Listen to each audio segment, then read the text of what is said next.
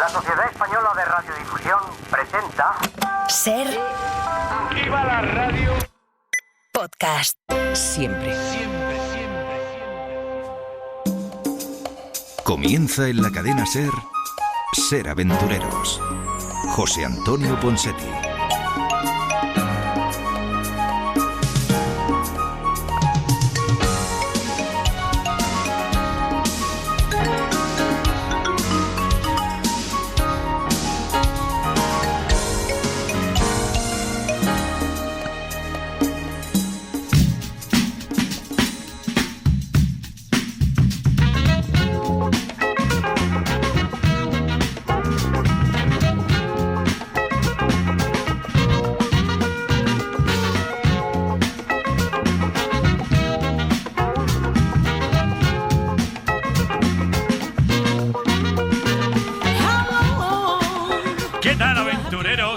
Buenos días, ¿cómo estáis? Bienvenidos un fin de semana más al mundo de la aventura, al mundo del espectáculo. Me hace mucha gracia porque hay mucha gente por redes que me está preguntando sobre las sorpresas. Ya llegan, dejadme que la SER que va a ser lo padre, va cocinando. Que va a ser padre. No, que voy a ser padre. ¿Ah, no? Solo me faltaría. A estas alturas, más que padre ya sería tío tirando camino de ser abuelo. Pero más tío sería. Bueno, están ahí están cocinándose. O sea, que tranquilidad. Buenos días, José Luis Angulo, ¿cómo estás? Buenos días, pues estoy emocionadísimo. Yo también lo estoy. ¿Cuánto tiempo hace que no nos veíamos los que tres? No estábamos los tres, Angelito juntos Colinas, en el estudio. Ahora Ponseti, hacía tiempo. Hacía meses, así que muy bien, estamos mucha ahí. ilusión. Hola, Ángel Colina, buenos días. Hola, buenos días, ¿qué tal? Muy bien, nadie de viaje, todo el mundo aquí físicamente. La verdad que se me hace... extraño. Raro, extraño. Claro. Sí, no estoy acostumbrado a ver a mí me pasaba tan de cerca. Lo mismo. Y digo, qué bien estaba yo allí donde estaba antes. Qué cara tan dura. Gracias por escucharnos y por sintonizarnos a través de la cadena SER en la península, en Canarias, en Baleares, en Ceuta y Melilla. Lo he dicho todo, sí. Gracias por hacerlo a través de la 1260, la costa este de los Estados Unidos.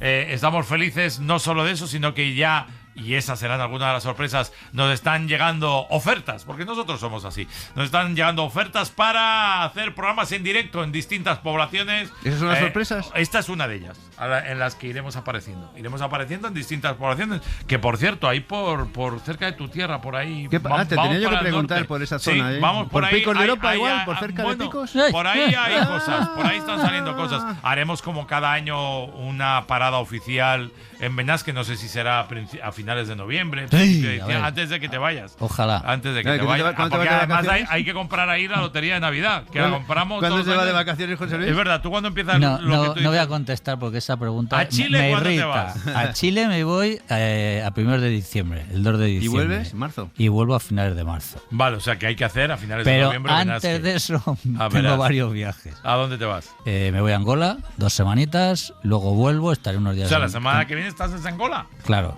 la semana que viene estoy en Angola.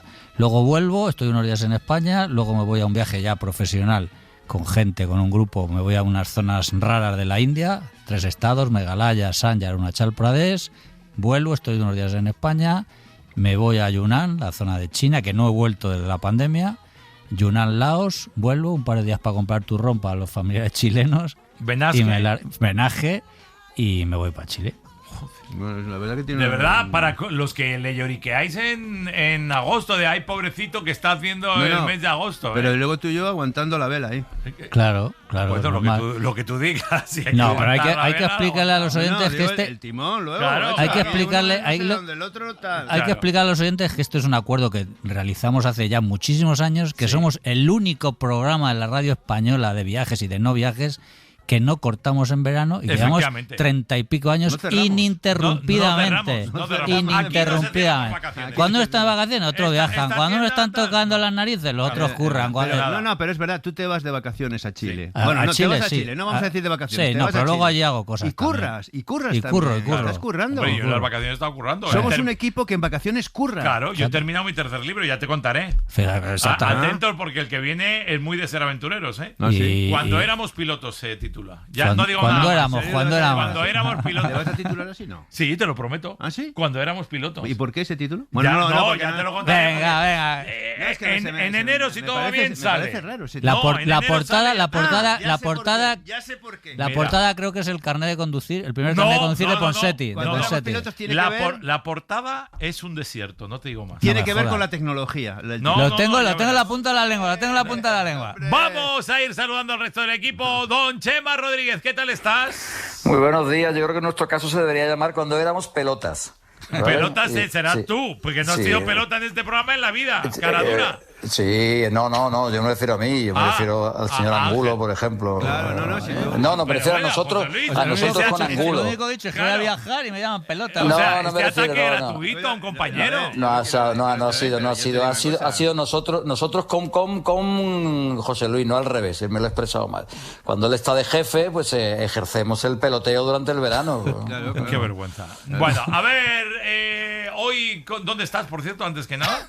Pues yo en mi tierra, yo Desayunando, aquí como siempre. en Vejé de la Frontera. Pero hoy me has dicho, oye, hoy tengo lío, méteme al principio, porque luego ahora vienemos con invitados, hoy vamos a estar con Iván y con Uma, que vais Sí. a flipar los viajes que han hecho, y luego con Javier Hernández Sinde también, que haremos una peregrinación a la inmortalidad muy interesante. Pero tú hoy tenías lío, ¿no? ¿Tienes ahí docu o qué tienes? Sí, estoy rodando una cosita. He estado durante la semana en Sevilla grabándola y ahora estamos grabando aquí, en esta zona. Ya lo contaré porque es un otra sorpresa documental. también, ¿o qué? Sí, también es una sorpresa. Que de momento no puedo hablar porque tengo un contrato de confidencialidad. Ah, bueno, vale. Pero Yo sí, con que ya el os contrato contaré. de confidencialidad lo tengo conmigo mismo, pues ya me lo he saltado. Pero Yo también le tengo, por yo también le tengo conmigo mismo. claro, por la línea de enfrente. Bueno, pues vamos a poner, venga, vamos con sintonía, vamos a empezar como Dios manda, va. No todo es mentira. Cuando todo el mundo está loco, estar cuerdo es una locura.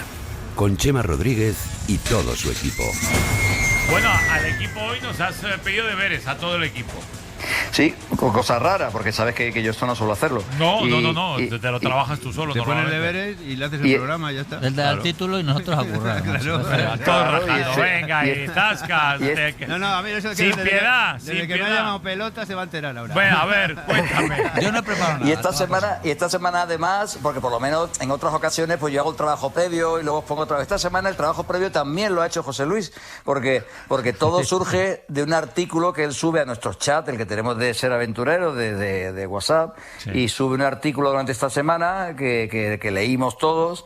Sobre el tema del asedio al que algunos destinos turísticos están sometidos, y en este caso un artículo muy interesante sobre Japón, que un lugar de gente tranquila, sosegada, respetuosa y tal, y contaba... Bueno, eso era el- ahora, porque antes.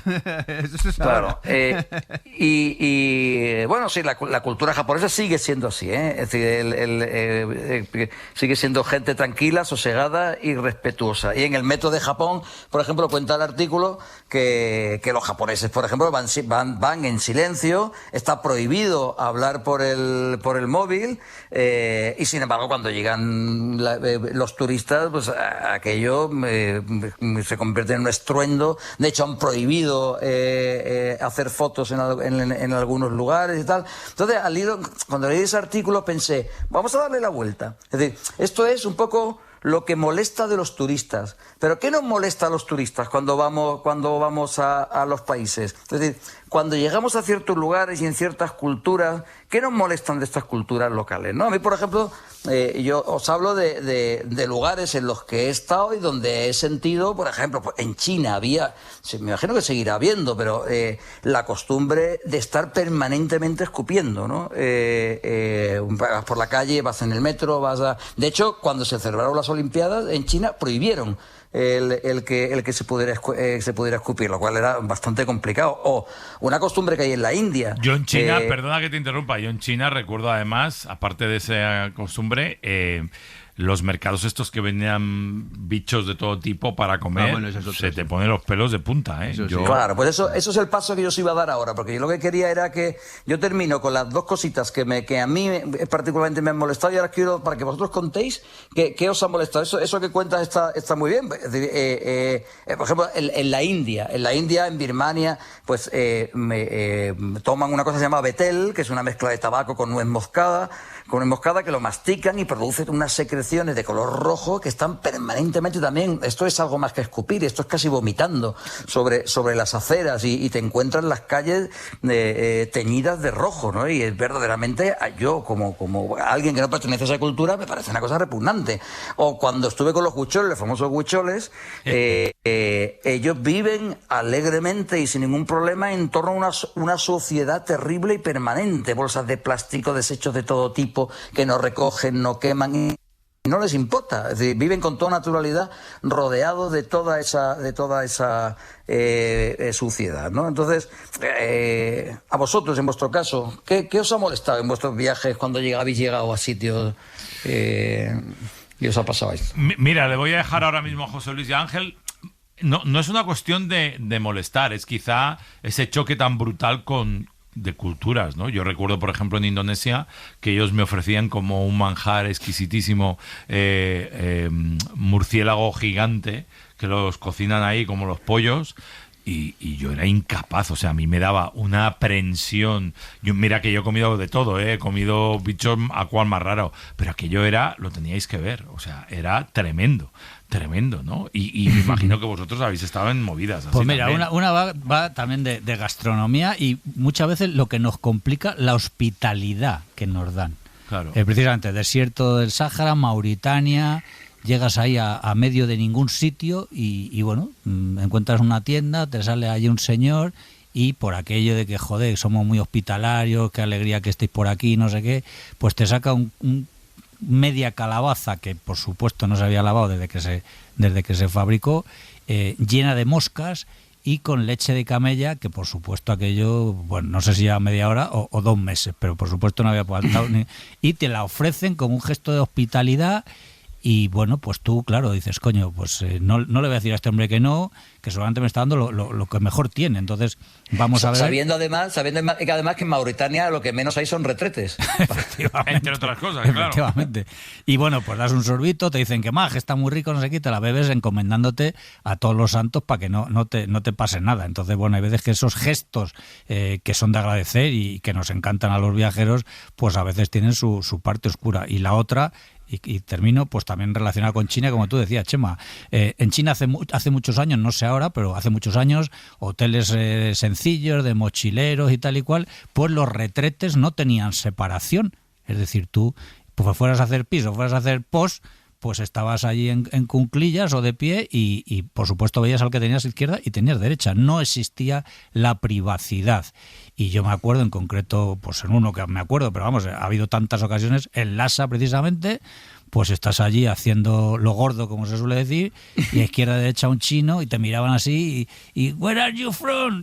I'm from Spain.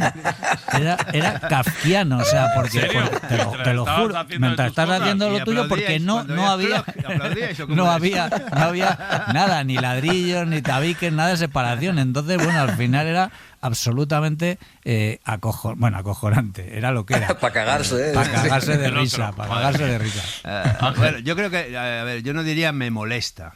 Claro, no es la palabra para mí.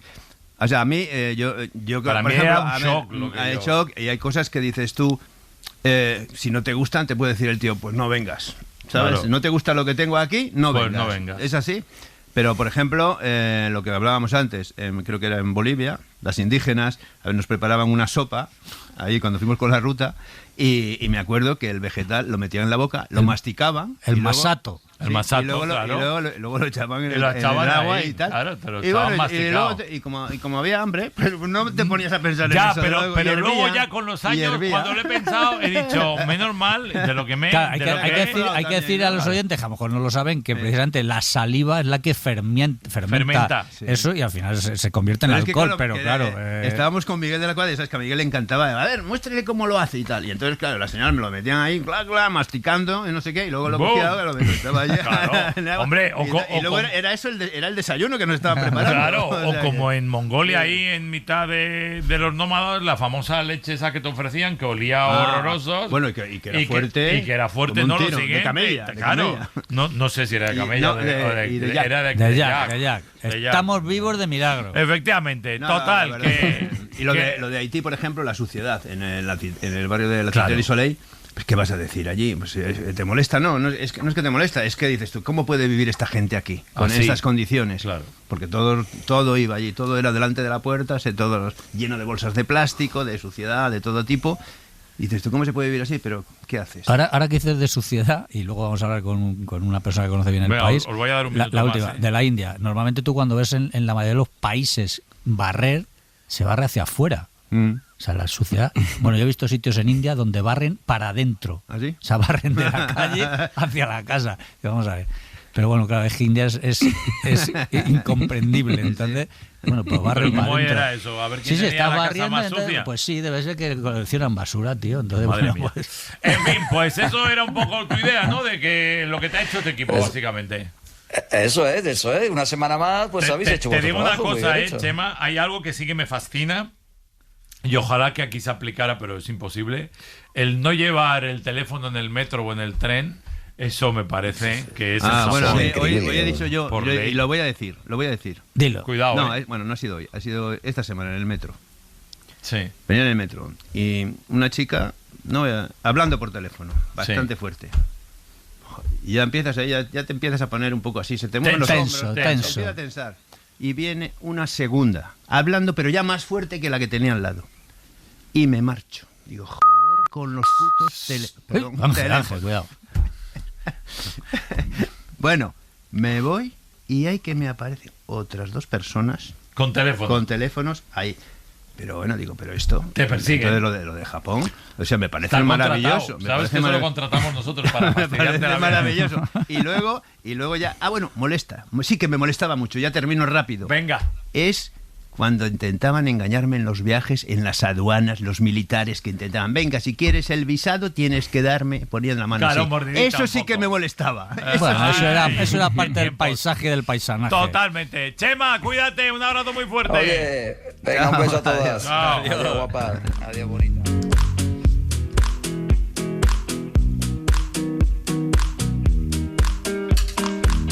I want you by my side so that I'll never feel alone again. They've always been so kind, but now they've brought you away. Bueno, la tarjeta de presentación dice: somos Iván y Uma, y que es una perrita, y empezamos este viaje el 30 de enero del 2023. El viaje es de alucinar. Yo casi que lo cuente él porque me he mareado solo de leer a todos los países, a todos los sitios que ha ido, bueno, ida y vuelta, pero lo mejor es que al final de la movida es que viene un nuevo viaje. O sea que vamos a tener de todo. Hola Iván, ¿qué tal estás? Hola, ¿qué tal? ¿Cómo estamos? Encantado de saludarte. ¿Cómo está Uma? ¿Cómo va todo? Mira, Uma ahora mismo está en Suiza, que yo me he vuelto aquí a Madrid de vacaciones Sí. y ya vuelvo para allá y nos volvemos a encontrar. Pero escúchame, ¿cómo que...? Espérate, vamos a ver. ¿Cómo que has dejado la perra de vacaciones en Suiza? ¿En qué hotel está, por cierto?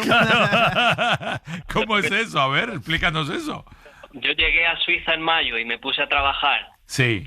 Lo que entonces, con el trabajo y tal, tengo una semana de vacaciones, entonces volví aquí a Madrid, que no veía a mi familia desde hace un año. Y bueno, ahí estoy, una chica que está trabajando conmigo, que tiene más perros y tal, me la está cuidando, así que ella yo creo que está mejor que yo incluso.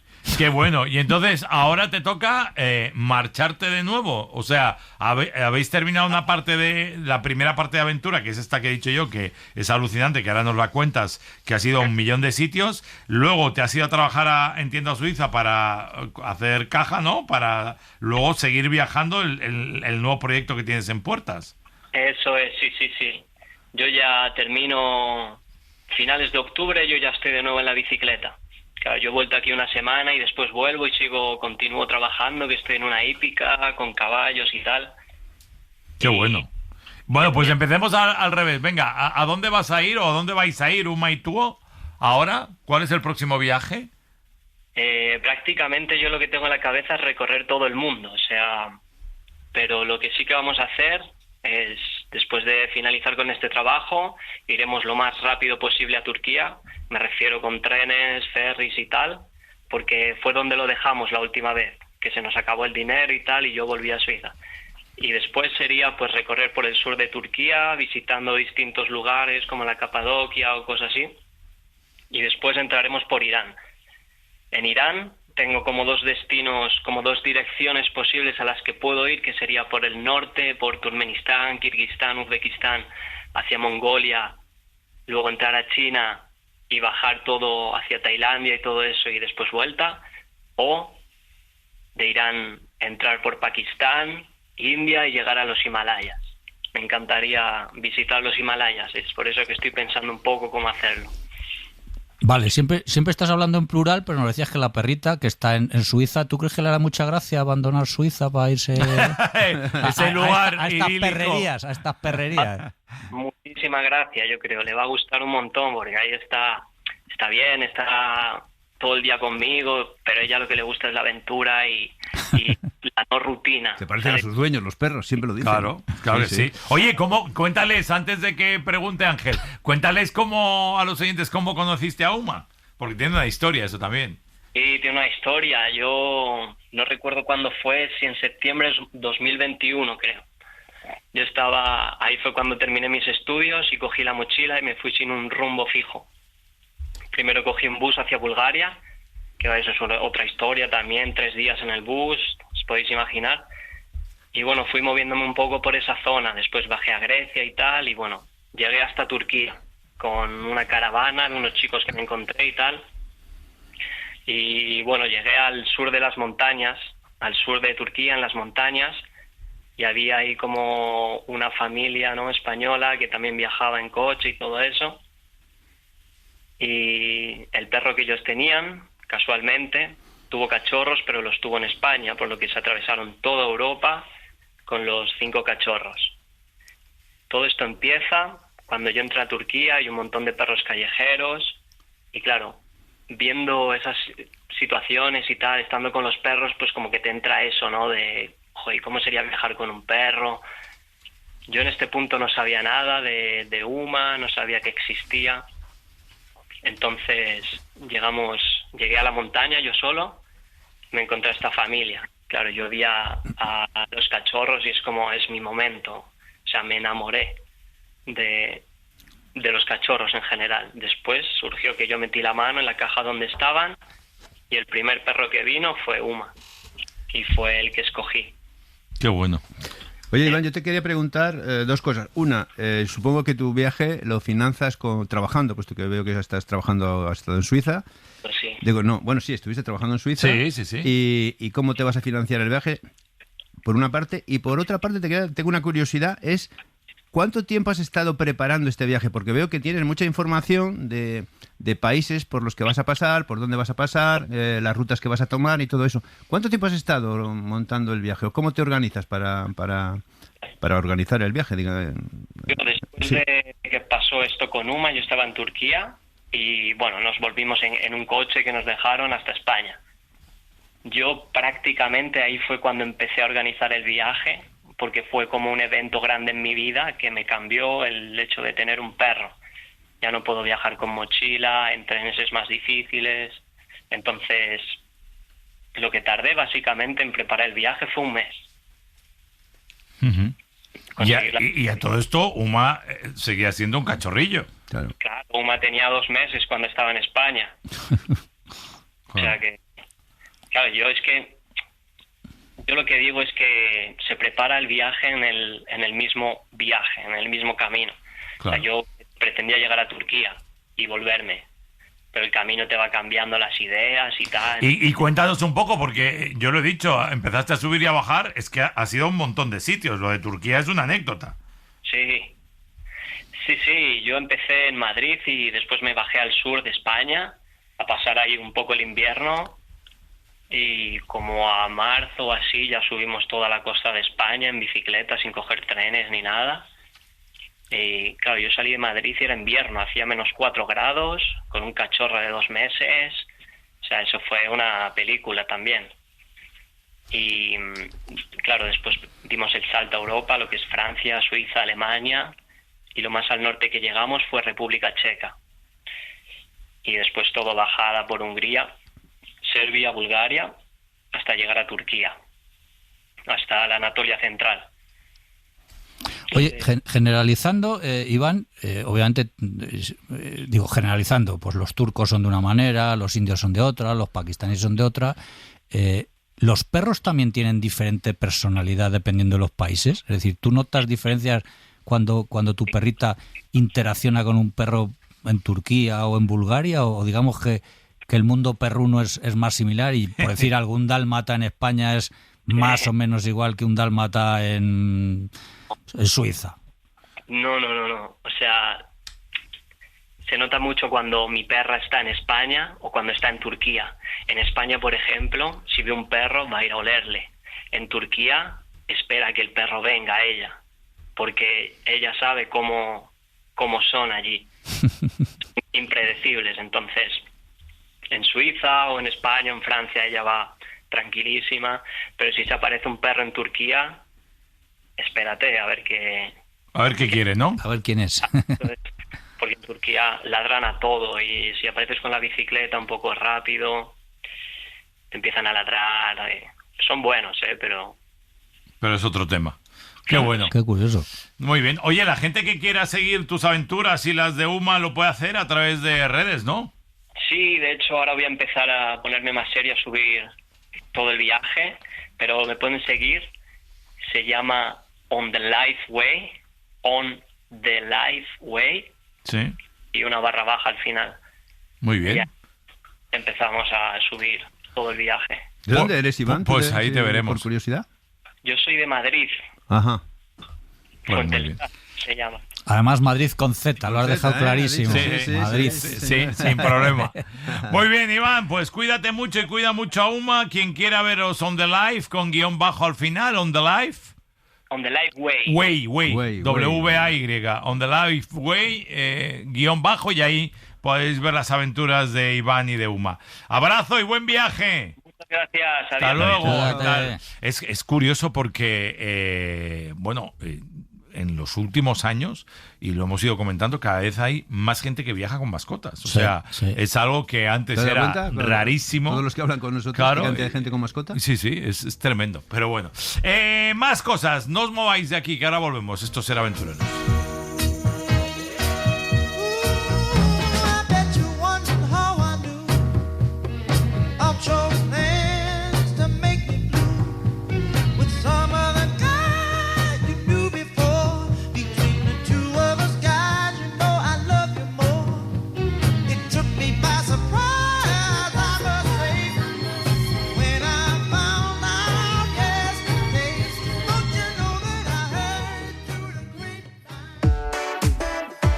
El humor está en la SER.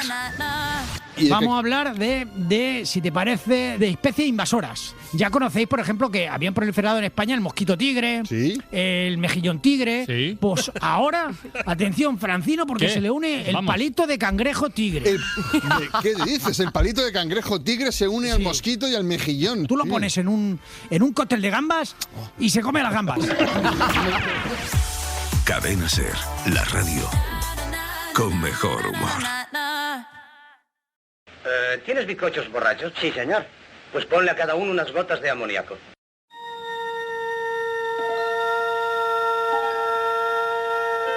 El espacio, la última frontera. Hasta alcanzar lugares donde nadie ha podido llegar. ¡Qué bien! Te vemos bien, le estaba diciendo aquí. Fenomenal. Gregory, que hacía días que no te veíamos. Bienvenido, ¿eh? ¿Nos llevas al espacio o nos quedamos en la Tierra? Al espacio, cerca de la Tierra, con buenas noticias por fin. La primera, que ya sabéis que ha sido el gran culebrón de este verano y que ya ha terminado, medio terminado bien. La Starliner, la nave espacial gafada, para que todo el mundo sepa de qué estoy hablando, ha regresado a la Tierra sin astronautas, sin tripulación y no ha fallado, ha funcionado perfectamente. Es decir, que cuando lo han quitado los astronautas se ha comportado mejor. Bueno, fuera de bromas, ha habido un gran debate. De hecho, hubo una reunión interna entre los responsables de Boeing y los de la NASA que acabaron gritando, casi llegaron a las manos, casi. Gritos, la verdad es que llama mucho la atención, porque en la NASA ya sabes que son todos muy ingenieros, muy corteses. Pero eso no quiere decir que no tengan carácter. Pero efectivamente, pero aquí yo creo que esto recordaba casi a los primeros tiempos de la carrera espacial, ¿no?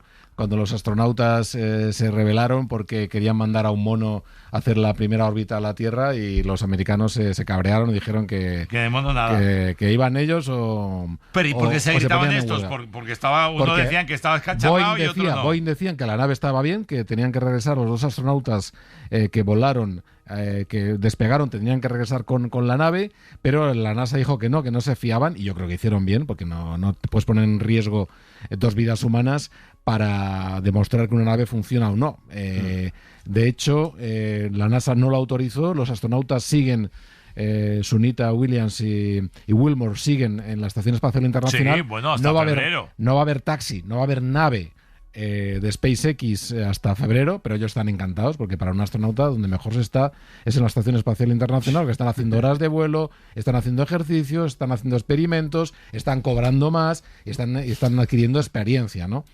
Y la nave regresó bien, los telescopios funcionaron bien, los motores funcionaron bien, con lo cual se cree que realmente el fallo en los motores, esa pérdida de helio, estaba en el módulo de servicio, que es donde está el oxígeno, el agua, que cuando vuelven a la Tierra ya no lo necesitan, porque ya casi lo han agotado todo, y ese módulo se separa de la nave, y al reentrar en la atmósfera terrestre, pues queda destruido, ¿no?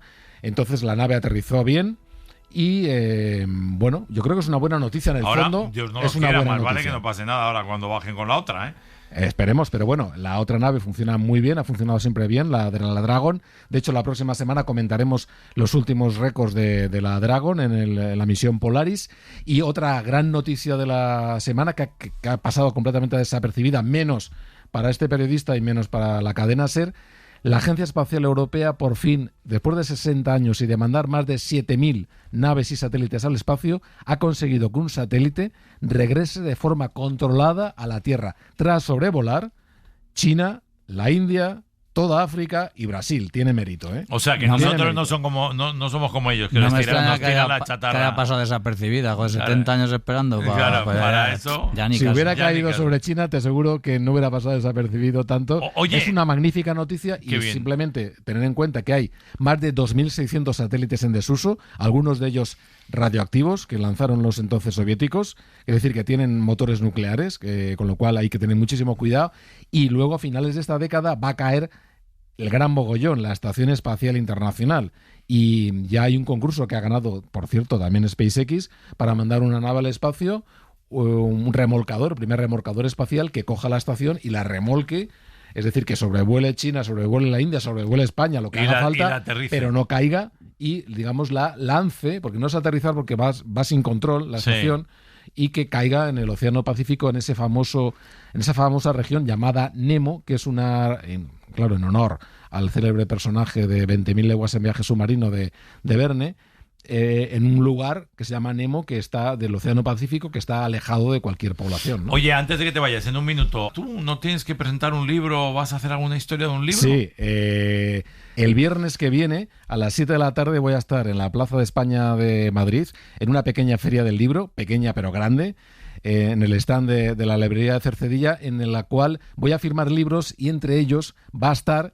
el famoso libro histórico, yo creo que de los pocos escritos, al menos en español, que han viajado al espacio, La venganza de los niños cucú, que yo escribí y que publiqué con Siruela, y que mi buen amigo Miguel López Alegría, demostrando que es un gran amigo, sin decirme nada, se llevó al espacio cuando fue comandante de la Estación Espacial Internacional, y después, sin decirme a mí nada, se lo llevó al espacio, lo estuvo leyendo en el espacio, y luego cuando volvió me mandó unas 2 fotos maravillosas que se van a exhibir también en la Feria del Libro de la Plaza de España de este próximo viernes a las 7 de la tarde. en el cual podéis ver a Miguel López Alegría flotando en el espacio, leyendo este libro, y además sonriendo, es decir, que yo creo que le gustó. Y luego veis también una foto del libro flotando El libro solo. que, por cierto, es para todas las edades. Para todas las edades. Es una fábula, yo creo, muy interesante, ¿no? Para esos cantidad de niños que, por desgracia, viven casi todo el rato solos en casa porque los padres están trabajando, ¿no? Es su venganza, la venganza de los niños cucú. Y muy bien. Nos tienes que pasar una foto, ¿vale? Sí, os paso una foto. Hecho. Gracias por recordármelo. Nada, pues ahí estamos. Venga, que seguimos con más historias en Ser Aventureros.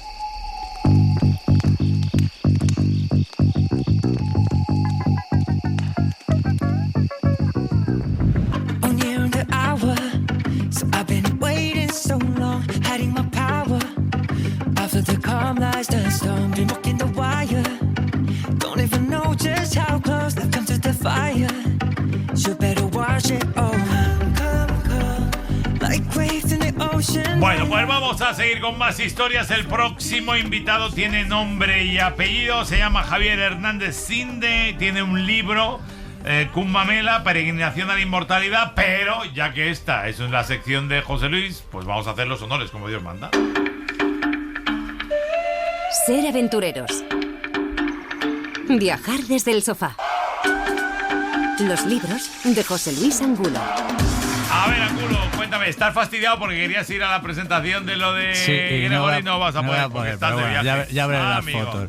Bueno, lo primero que vamos a decir a nuestros oyentes es que todo lo que nos va a contar Javier Hernández Sinde es verdad. A veces va a parecer que es algo imposible, que se está equivocando con las cifras que nos va a dar, con las cosas que nos está contando. Es absolutamente cierto, y nos va a hablar del Kumbamela. El Kumbamela es una peregrinación, nos lo va a contar él ahora, que se celebra cada 12 años, así que fíjate, la próxima vez que tengamos a Javier va a ser dentro de 12 años, y donde se reúnen muchísimos millones de personas en una época muy cortita del año.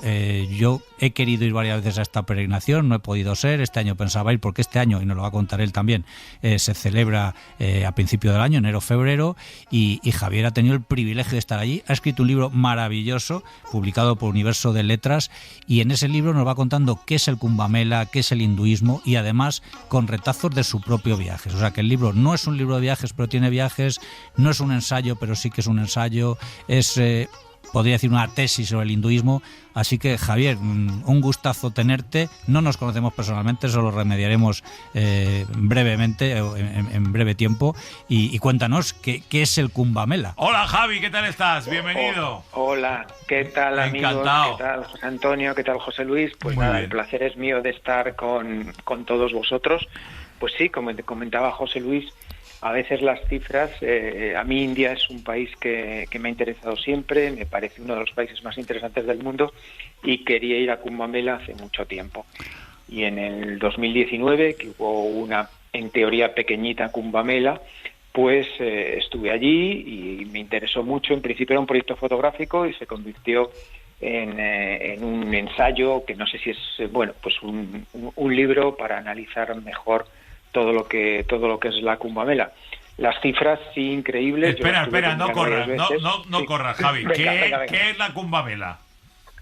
Pues la Kumbamela es una peregrinación que se realiza periódicamente en India, cada 12 años teóricamente. ¿Por qué cada 12 años? ¿Tiene una razón? Sí, tiene una razón porque se realiza en base a posiciones astrológicas.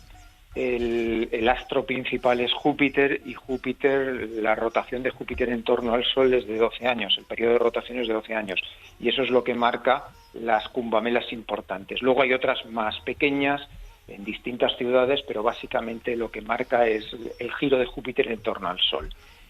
El objetivo pues es la búsqueda de la inmortalidad, es decir, el cortar el ciclo de reencarnaciones.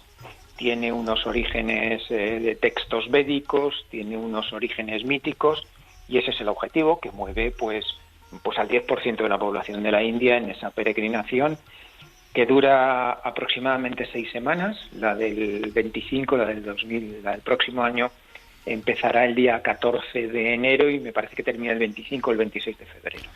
Javier, si hablamos, por ejemplo, del Camino de Santiago, y cuando llegan los primeros a Santiago de Compostela, si hablamos de la peregrinación a la Meca, siempre decimos, ¡joder, cuánta gente hay! No sé si has dicho tú la cifra o no, en el Cumbamela se han llegado a juntar 150 millones de personas en un mes aproximadamente. 150 millones de personas. Yo alucino con esa cifra, porque y todos peregrinan con la misma razón. O sea, ¿cuál es un poco? Porque me tiene muy despistado lo de Júpiter a mí. La razón es, sí, son 150 millones. Es tremendo. La más grande que ha habido hasta ahora en la historia fue la del 2019. Supongo que la del año que viene va a ser más grande. Y las autoridades del estado de Uttar Pradesh, que es donde se realizó la peregrinación, las cifras que daban eran de 150 millones. Ha sido un crecimiento exponencial, sobre todo en los últimos 30, 40 años. Y sí, el objetivo de todos es el mismo. El objetivo de todos es cortar el ciclo de reencarnaciones. No es obligatorio para el hinduismo, pero sí es una fecha muy importante y un evento pues enormemente desconocido que mueve pues eso, una población inmensa y que afecta a toda la India y a todas las clases sociales de la India. Eso te iba a decir, cuando vemos libros de fotografías o documentales sobre el Kumbhamela, casi siempre, bueno, lo que nos llama más la atención a los occidentales es esas fotos de los sadhus, de esos hombres desnudos completamente, su única vestimenta son las cenizas, con largos pelos, rastas y bueno, haciendo en algunos casos, no digo actitudes circenses, aunque podían parecer, pero bueno, pues cuestiones que a nosotros nos resultan como muy llamativas. Pero en esos 150 millones de personas, digamos, hay mucha gente normal. Hay gente, como dices tú, es una peregrinación, van a bañarse a los ríos, siempre se hace en sitios sagrados y se crea una ciudad artificial que es también una auténtica locura para recibir a todos estos peregrinos. Cuéntanos un poquito qué se ve en el Kumbhamela. Bueno, pues es efectivamente, como comentabas, la mayor concentración de sadhus en el mundo, porque normalmente estos sadhus suelen estar o en sus monasterios, en sus ashram, o perdidos por el Himalaya o mendigando por la India. Y en el Kumbhamela se reúnen todos.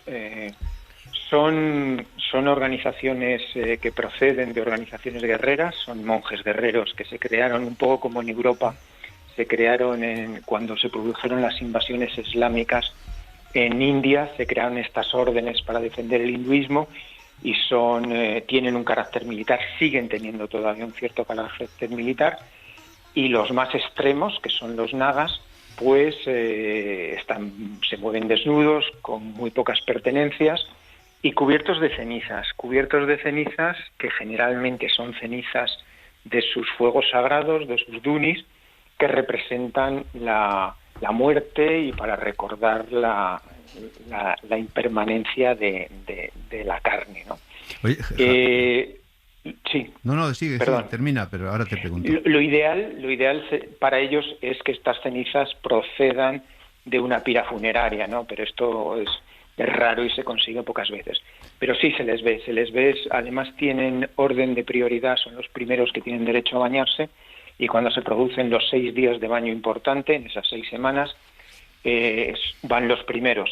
Y a lo mejor puede uno ver 2.000, 3.000, 4.000 nagas de estos, pues bañándose en el río. Eso es lo que se ve. Yo alucino, ¿eh? ¿Tú te imaginas, Ángel, toda esa gente en el río metida? Madre mía. Es lo que le iba a preguntar a Javier. Es decir, claro, dices 150 millones, salen más o menos a unos 2 millones y pico de personas diarias. Claro. ¿A lo largo de qué distancia se desarrolla todo esto? Porque claro, supongo que será un territorio bastante extenso, ¿no? Ahora no lo cuenta Javier. Se crea una ciudad cada celebración del Kumbhamela se crea una ciudad nueva y se destruye, es decir, canalizaciones, servicios sanitarios. Decir, claro. Se viene a estudiar de grandes universidades de arquitectura porque, que nos lo cuente Javier. Sí, la ciudad es una ciudad efímera, se crea, es una zona, en teoría es la ciudad de Prayag, pero es en las afueras de la ciudad de Prayag, donde se juntan el río Ganges y el Yamuna. Es un desierto completamente, y allí se crea una ciudad capaz de albergar a toda esta gente durante 6 semanas. En la ciudad hay campamentos, hay teatros, hay hospitales, hay instalaciones del ejército y de policía, hay instalaciones de telecomunicaciones, hay instalaciones sanitarias, y como decía José Luis, pues efectivamente hay un libro muy interesante de un grupo de arquitectos de Harvard que fue, yo creo que a principios del 2000 o finales de los años 90, a estudiarlo. a estudiarlo porque no se creían que se pudiera hacer eso. Yo creo que solamente India puede hacer una cosa de estas características, y además es que la organización es absolutamente increíble. Las empresas compiten por ceder a sus directivos para organizar el evento. Ser el director de una Kumbh Mela pues es un cargo de enorme prestigio, y las empresas no tienen ningún problema en que uno de sus directivos se vaya pues como director financiero, como director de logística o lo que sea, a preparar esa Kumbh Mela y luego vuelve a su puesto, porque es un prestigio enorme dentro de la India, ¿no? Entonces se crea de forma artificial. Parece, cuando llegas allí, parece que es un poco una ciudad de cartón, porque todos los materiales son materiales lo más baratos posibles. Las vallas son de bambú, atadas con cuerdas. Se crean carreteras, hay carreteras porque en esa época puede llover bastante y entonces está bastante embarrado, y lo que hacen es poner unas planchas metálicas para crear las carreteras. Y lo sorprendente es eso, que uno ve hospitales. Yo visité hospitales porque me parece una de las cosas más alucinantes, claro. Muy interesante, más alucinantes, sí. Claro. Es una de las preocupaciones importantes. O sea, dentro de la Mela la seguridad, porque ha habido accidentes y ha habido muertos, y la seguridad es una cosa muy importante. Y luego te puedo hacer una pregunta muy complicada. ¿Y la higiene, tío? Porque al final, oye, toda esa gente mezclada tendrán sus necesidades, estarán dentro del agua. O sea, me parece todo... Claro, es que montar una ciudad permanente de 2, 3, 4, 5, 6 millones de personas entrando y saliendo hasta llegar a los 150... Habrá una parte organizada y otra parte más salvaje. Más salvaje, ¿no? Claro. ¿Cómo es eso? Sí. Hay estudios, perdón, Javier, que te corte, ya no lo cuentas tú. Hay estudios del Ganges, que es un poco el río que más nos llama la atención, porque se hacen las cremaciones y tú ves que hay gente allí lavándose los dientes y a escasos centímetros de ellos pues pasan los restos de un muerto flotando. El río Ganges es uno de los ríos más contaminados del mundo por estudios de universidades, no me sorprende. Pero luego al final resulta que es que no muere la gente. O sea, un tipo se está lavando los dientes, se está bebiendo el agua, se está no sé qué, y no muere la gente que debería morir, o no cogen el cólera que deberían coger. O sea, bueno, yo creo que, como decías tú, Javier, India es maravillosa. India, hay muchos dioses que se encargan de que no pasen cosas allí. Pero bueno, contesta tú a la pregunta que decía Ponseti bueno, ¿cómo es el tema de la higiene? Yo no bebería. Sí, por si acaso.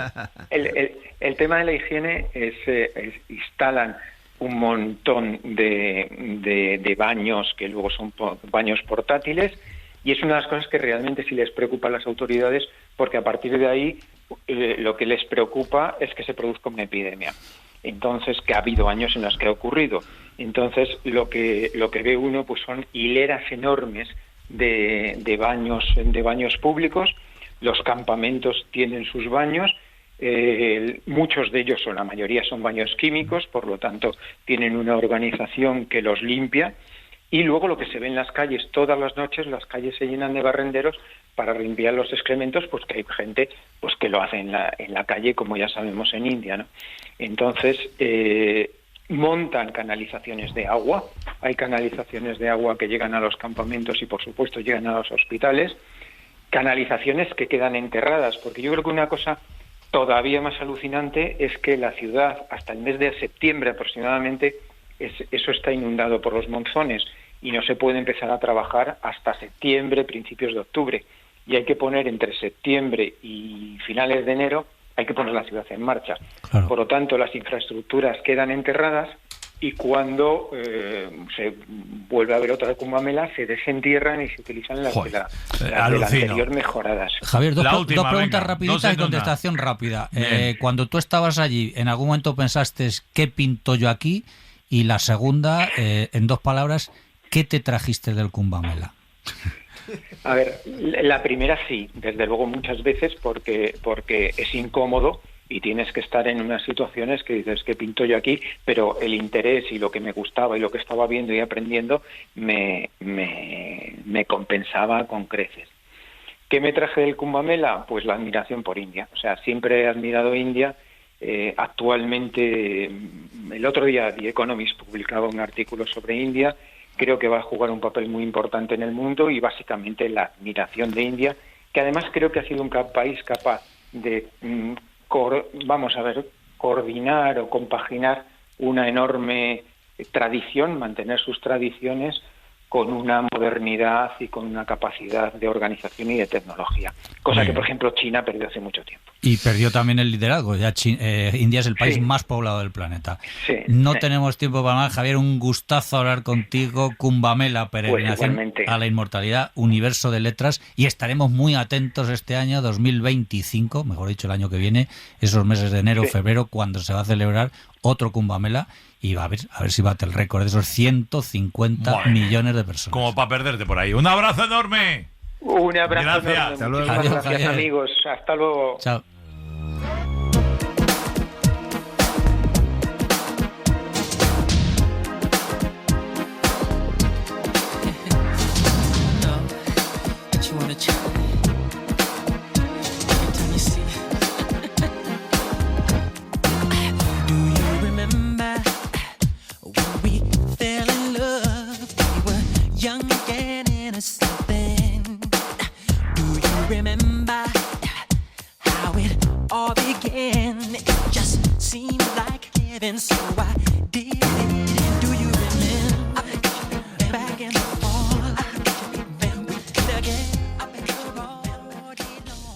Ser Historia con Nacho Ares.